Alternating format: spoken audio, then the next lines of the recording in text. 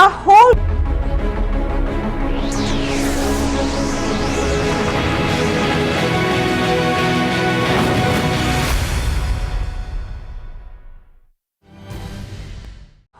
bunch of Sero studies this week has raised the question of herd immunity once more. Now, on Tuesday, the Health Ministry released a Sero study which showed that a significant number of Delhiites were already immune in a sense to the coronavirus. Of course, the risks still are there to a large extent, but more and more now the theory is being touted that the first signs of herd immunity may have begun.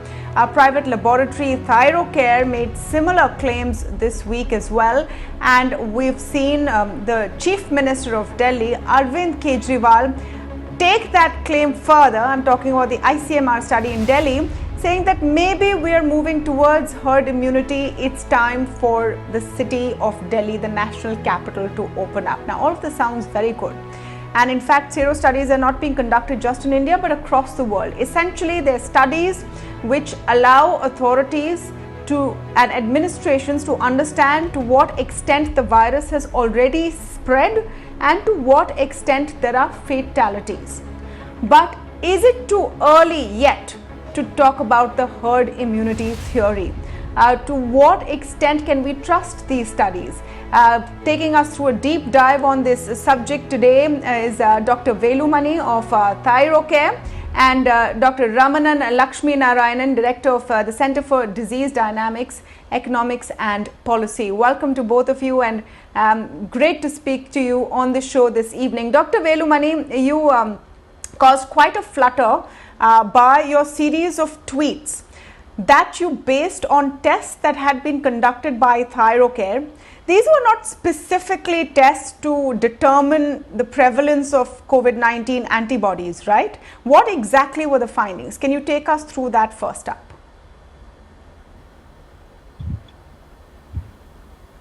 We did not design a study for a specific population by telling this only we should test.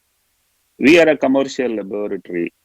We opened it up for the general public for consumption, largely for institutes which wanted to restart their business and were looking for some solution to give confidence to their employees. Now we can restart. So 85% of our target or the population is corporate, either white collar or the blue collar. Having said that, we have not made any claims. We have only observed in our laboratory. So far, we have done 80,000 tests. And in these 80,000 tests, there is a 15 to 16% positive population. And it is not limited to one city.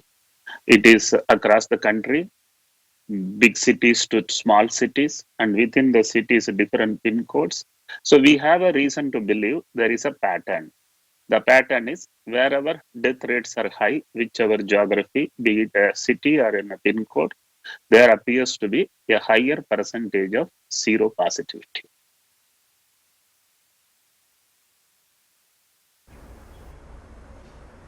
Okay, can this be then taken forward to estimate what percentage of the population may already be having these antibodies and may have already been infected but recovered from COVID-19, Dr. Velumani?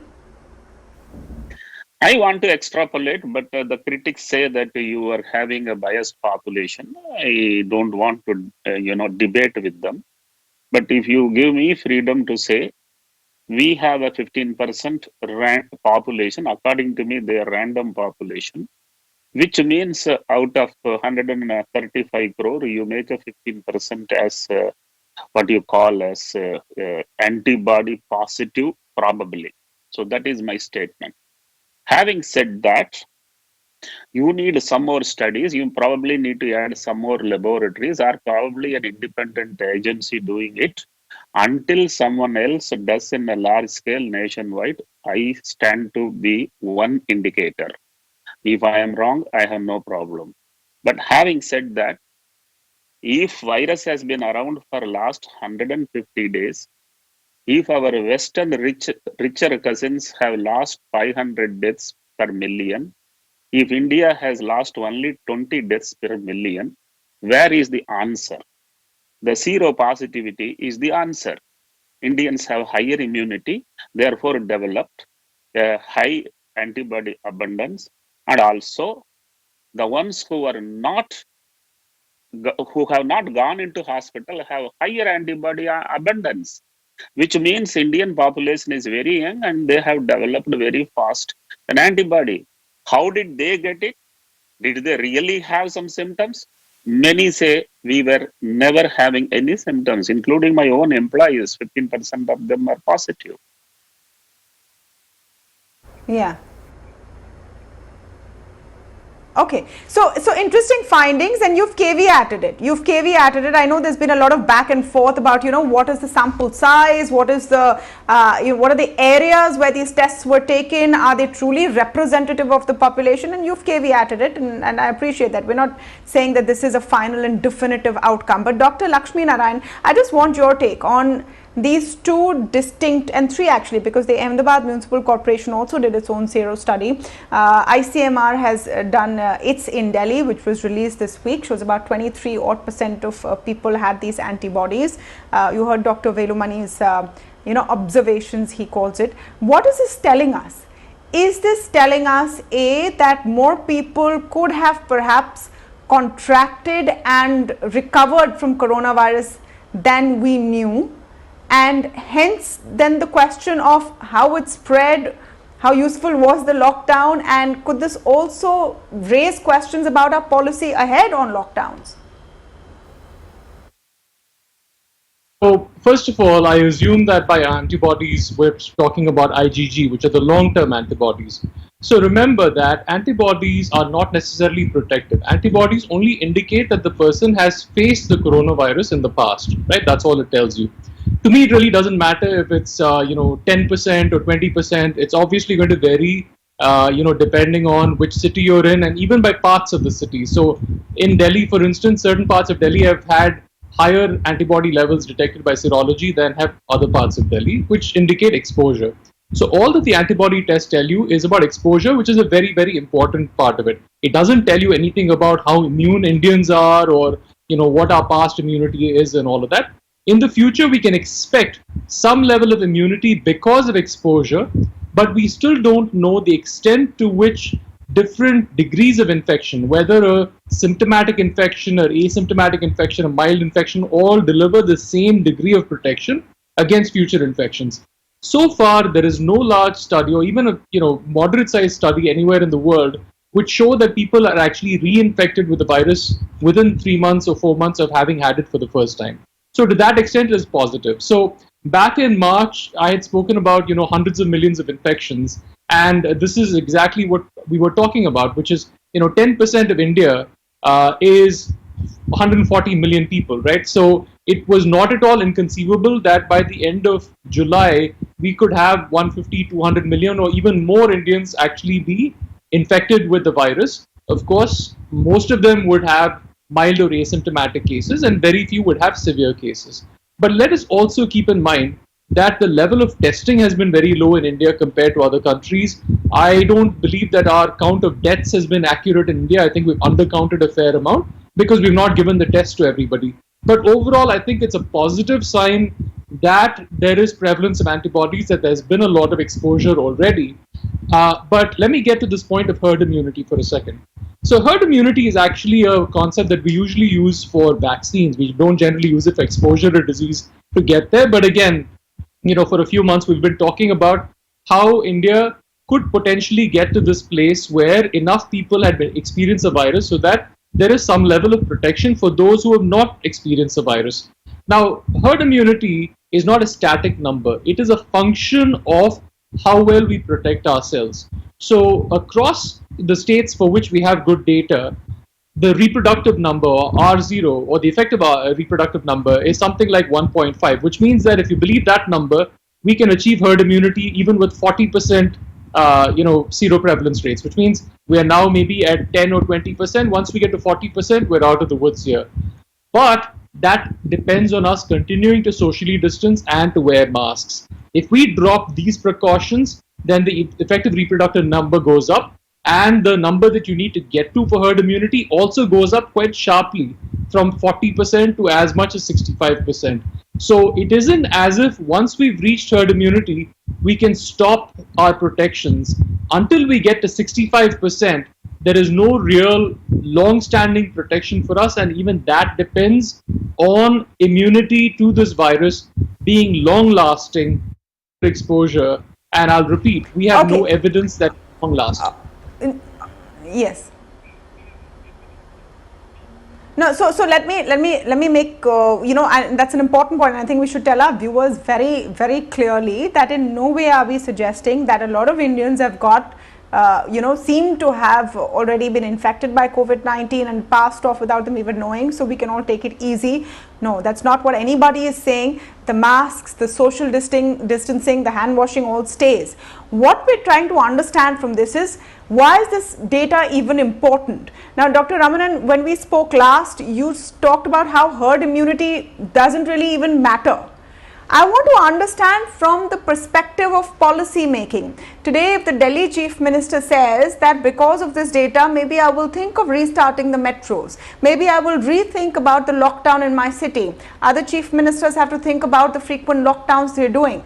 So do connect, how important this data is to policy measures which are taken, because it also questions the efficacy of a lockdown in the first place. Right. So, first of all, it does say speak to the efficacy of the lockdown, which, although India had a harsh lockdown, it did not have a very effective lockdown. We still had a lot of transmission going on. Okay, so that's number one. But that's not a government effort thing. That is just who we are as a people. We're a dense country. But the second point is, the question you asked first. Can we open up the metros and everything else, taking the serology results into consideration? The only thing that the serology is telling us is it's filling the gaps into the cases that we have missed. In a place like Delhi, if that serological survey was done correctly, it indicates that about 4.7 million Delhiites were infected. If you look at the reported cases, that number is 1/40th of that number. So we know that the reported cases is not the right picture. The serology gives you the right picture. That is the use of that picture. However, like I said just before, that is not a reason to open up, because we will approach herd immunity and then after that we will slowly have to open up from there. If we open up quickly, the effective reproductive number goes up and the threshold for reaching herd immunity jumps from the 40% now to about 65%, and we don't want to be in that situation. Okay, Dr. Velumani, your take on it. You explained the context of why you started looking at this data, which was, corporates perhaps wanting to explain to their employees or understand for themselves whether it was okay to bring people back into offices. But if I were to take that further, because right now you have a situation of start-stop across the country in various pockets, right? The same question faces local governments and state governments as well. How long are we going to keep all airlines standing, all trains standing, all buses standing? How is that you expect any of the industrialists to start anything without this unlocked? So continue masking, continue hygiene. Please allow the system to reboot and make sure that things come back to some kind of normalcy. Now, I will be questioned, and I want me to be questioned. I want me to be proven wrong.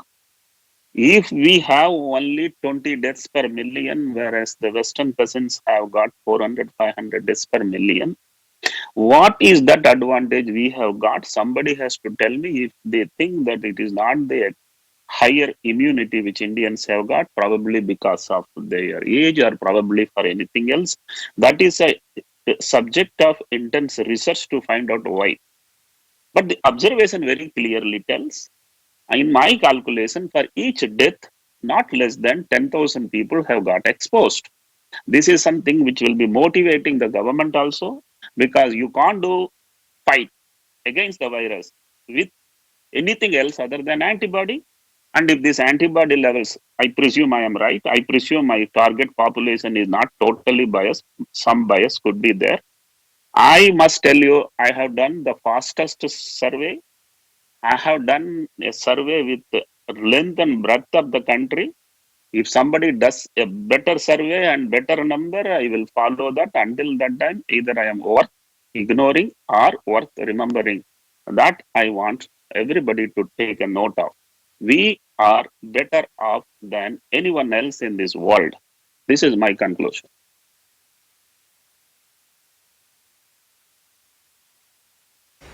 Dr. Ramanan, do you want to respond to that conclusion? So I hear what Dr. Velumani is saying, and I think it is too early to conclude anything about things like infection fatality rates and so forth. It is just too early because we don't know how many deaths have been missed. As I mentioned, on the testing rates, we are comparing against countries which have testing rates which are far higher than ours. And if you don't test, you also don't detect COVID deaths. And we, on the testing scale, we are 135th in the world. So, from a scientific standpoint, as a scientist, I never believe that human beings are different unless you actually show me why they're different. So I've never believed that, someone is exceptional or this nationality is exceptional from a biological standpoint. We're all the same people. So I don't have any reason to know why we would have differing rates in different places. One thing is true, however, India has benefited from the lockdown because we learned a lot from the experience of the West in terms of case management, putting people in a prone position, in terms of how to, deal with them with respect to triage, with giving them oxygen, with giving them corticosteroids. So I think clinical management of India of COVID in India has benefited from all the research that happened in many other countries. So no question about it, and certainly there's a lot of internal learning here as well. I think that helped a lot. But beyond that, I don't know if there's anything biologically different about. I mean, it's not just Indians, right? It's also people in Bangladesh or Pakistan who also have these very low rates. Whether it is because of testing or some other reason, we don't really know just yet, and we will know the answer only as we carry out more epidemiological surveys. I wouldn't want to comment on that just yet. Okay, fair enough. I mean, I think the important point is that does this show that we have lower fatality rates than was previously known? Does this show that we have a wider spread with less harm of COVID-19, and can this help direct us to what kind of policy decisions need to be made, especially in the context of lockdown? These are important questions that have come up from this discussion, and I want to thank both of you for joining us on this show this evening. Well, we'll take a very short break on the India development debate. When we come back, we hear from Vidya Balan. My colleague Vikram Oza caught up with her in an exclusive interview where she's talking about her next big movie.